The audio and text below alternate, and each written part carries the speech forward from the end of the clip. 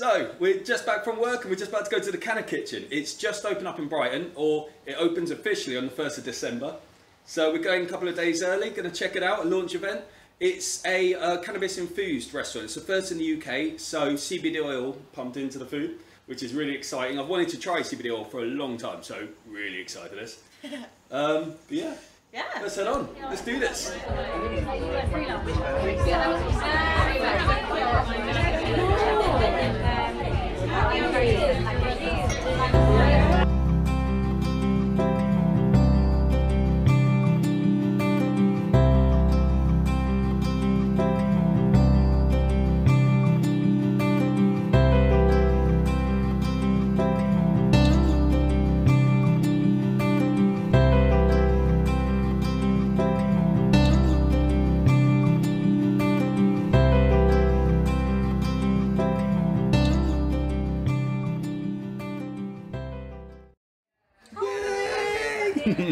So we're here, and the food is actually really amazing. Yeah, we met Sophie, who set this whole thing up. She's done such a good job. Really good, lovely.